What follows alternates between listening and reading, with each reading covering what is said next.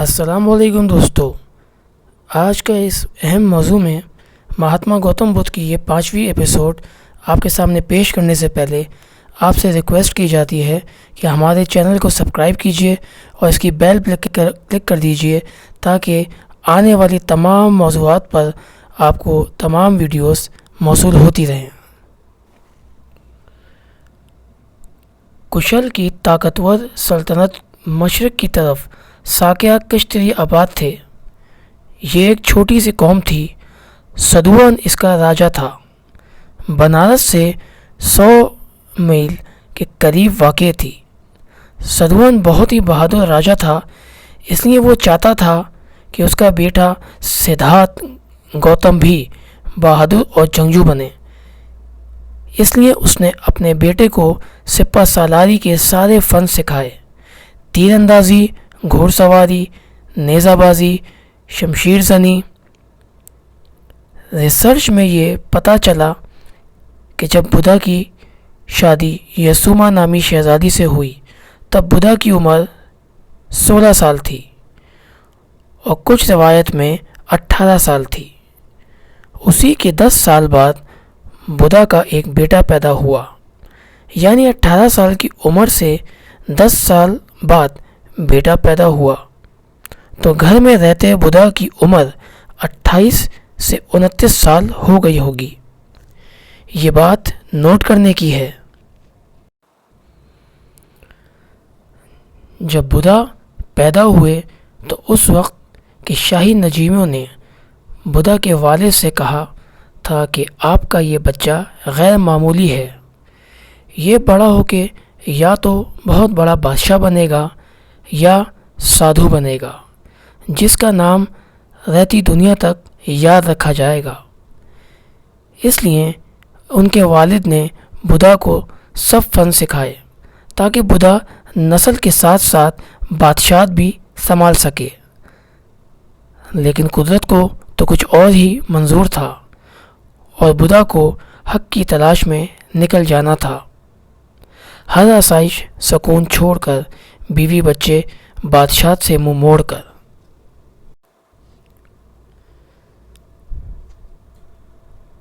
گوتم بدھ بچپن ہی سے غور و فکر کرنے والے تھے اور زبان سے میٹھے، دل کے نرم تھے اور تمام مخلوقات پر رحم کھانے والے تھے۔ یہ تمام عادتیں اللہ کو پسند ہیں۔ ایک بار گوتم بدھ شکار پر گئے اور تیر کمان تان لیا اور ہرن کا شکار کر ہی رہے تھے کہ ہرن کا معصوم چہرہ اور پتلے پتلے دانت سے پتوں کو چباتے ہوئے دیکھا اور سوچ و فکر میں پڑ گئے کہ اس معصوم نے میرا کیا بگاڑا جو میں اس کو مار دوں؟ اس نے تو کسی کو ستایا بھی نہیں، پھر میں اسے کیوں تکلیف دے رہا ہوں؟ وہیں سے اپنا ہتھیار لے کر واپس چلے گئے۔ پھر ایک بار جنگ کے دوران تیز رفتار گھوڑے ہواؤں کو چیرتے ہوئے میدان میں پہنچے تو پیچھے گھوڑے کو تھکا ہوا دیکھ کر اس کو میدان سے لے کر ایک کونے میں جا کھڑے ہوئے اور اس گھوڑے کی خدمت میں لگ گئے۔ اسی طرح ایک بار بدھا اپنے والد کے ساتھ بہار کے موسم میں والد کے کہنے پر گئے۔ والد نے کہا، چلو ساتھ میرے اور دیکھو پھول پودے درخت پر کیا جوبن اور تازگی چھائی ہے۔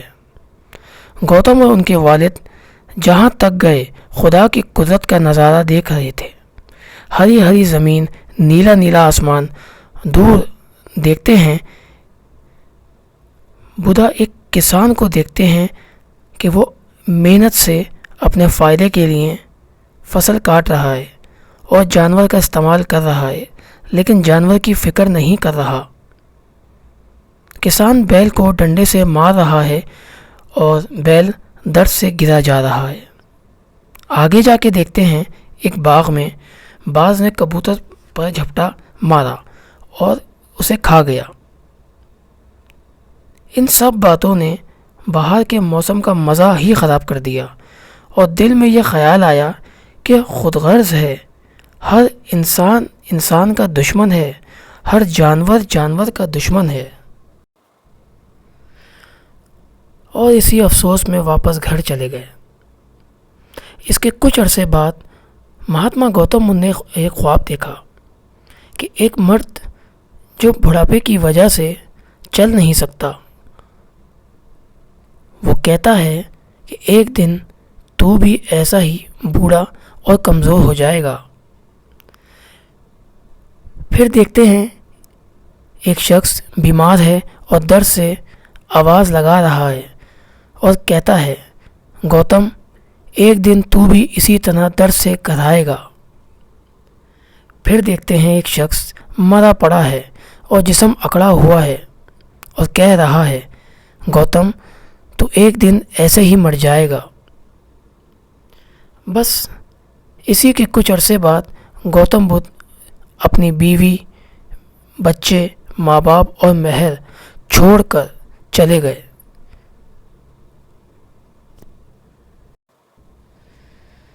آپ نے جب اپنا گھر چھوڑا تو آپ کی عمر 30 سال تھی اور ریسرچ کے مطابق 35 سال تھی۔ اپنے لمبے بال جیسے کشتیاں رکھا کرتے تھے وہ بال آپ نے اپنے کاٹ دیے اور سر کو منڈوا لیا، گنجا کر لیا اور اپنے قیمتی لباس زیور اتار ڈالے اور فقیری لباس پہن لیا۔ 10 سال تک اسی مراقبے میں رہے اور یہی سوچتے رہے کہ دنیا دکھ، درد، تکلیفیں کیسے ختم کی جائیں اور اس سے کیسے رہائی حاصل کریں۔ اپنا محل چھوڑنے کے بعد، کئی دور سفر کرنے کے بعد آگے ہی جنگل میں کچھ برہمن مذہب ہندو کے عبادت گزار اپنے مراقبے، اپنی عبادت میں مشغول تھے۔ آپ ان کے پاس جا کے مشورہ لینے لگے کہ غم سے کیسے بچایا جائے اور سچی خوشی کیسے پائی جائے، اور انہی کے پاس 4 سے 5 سال آپ نے ان کے ساتھ عبادت اور ان کے طریقوں کو سیکھا، مگر وہ بھی کچھ نہ بتا پائے۔ پھر آپ نے وہ جگہ چھوڑ دی اور اپنا سفر جاری رکھا اور پٹنہ سے آگے جا کر گھنے جنگلوں میں 7 سال عبادت، ریاضت کی اور جسم کو بھوک سے نڈھال کر دیا، اور اس کی وجہ جسم کی حقیقت کا راز جاننا تھا۔ یہاں تک کہ آپ کئی دفعہ بے ہوش ہو جایا کرتے تھے۔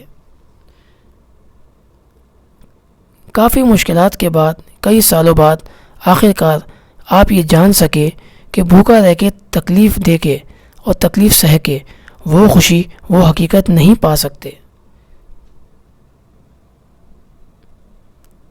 جو انجانا سکون اور ایک خاص قسم کی آپ کی دل میں ایک لگن تھی، وہ آپ نے اپنی مشکلات سے بھی نہ پا سکی، جس وجہ سے آپ اپنے گھر سے نکلے تھے۔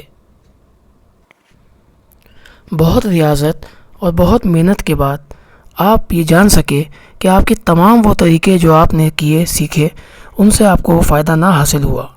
آخر کار آپ ایک درخت کے نیچے جا کر بیٹھ گئے، اور کئی روایتوں میں الگ الگ تفسیر بیان کی گئی ہے۔ بدھ مت کی اور ہندوؤں کی اپنی کتابوں میں کہا جاتا ہے کہ وہ پیپل کے درخت کے نیچے بیٹھے، کچھ کہتے ہیں وہ املی کے درخت کے نیچے بیٹھے، در حقیقت وہ انجیر کے درخت کے نیچے بیٹھے، جہاں انہیں نروان حاصل ہوا، اور پوری رات وہ اس جگہ اپنے مراقبے میں رہے، اور انہوں نے وہاں پہ کچھ ایسے کرشمے خدا کی طرف سے دیکھے کہ جس کے بعد ان کے تمام سوالوں کے جواب انہیں مل گئے، اور اس کے بعد انہوں نے کبھی پلٹ کر اپنے تمام پچھلے کاموں کو نہ دیکھا، نہ سکھایا، نہ اس کا تذکرہ کیا۔ یہاں تک کہ جو تعلیمات اپنی پچھلی ویڈیو میں ہم نے بتائی، وہ تمام تعلیمات انہوں نے اس تنہائی میں خدا سے پا لیے، اور اسی کی تعلیم دینے کے لیے وہ تمام دوسرے ملکوں میں، دوسرے شہروں میں جاتے رہے، یہاں تک کہ کہیں انہیں نہ قبولا گیا، جس کی وجہ سے وہ غاروں میں سفر کرتے رہے اور غاروں میں اپنا وقت گزارا اور پہاڑوں کو ہی ترجیح دی۔ آج ہم دیکھتے ہیں کہ ہندوستان ہو، چاہے وہ نیپال ہو، افغانستان ہو، چاہے وہ چائنا ہو، بدھا کی سفر اور ان کی عبادت گاہ پہاڑوں میں ہی دکھائی جاتی ہے۔ کہا جاتا ہے کہ چین کے علاوہ وہ پاکستان کی طرف بھی آئے تھے۔ اسلام آباد میں ایک شہر کے اندر، وہاں کسی لائبریری کے اندر ان کے بقایا جات اور ان کے پرانے ماڈلز رکھے ہیں۔ افغانستان میں بہت بڑا بت ان کا موجود ہے۔ اسی طرح وہ تمام ایسے ملکوں میں جاتے رہے جہاں وہ یہ خدا کی تعلیم دے سکیں۔ آج انٹیریئر سندھ کے اندر صدیوں پرانی روایت سے پتہ چلا کہ بدھ مت مذہب وہاں بہت صدیوں پرانا تھا اور وہاں اس کے پیروکار رہتے تھے، جس کو دیکھ کر کئی لوگوں نے، پاکستانی لوگوں نے اس بات کا غلط تعین کر کے غلط خبر پھیلا دی کہ انٹیریئر سندھ مارشل آرٹ کی جنم بھومی ہے۔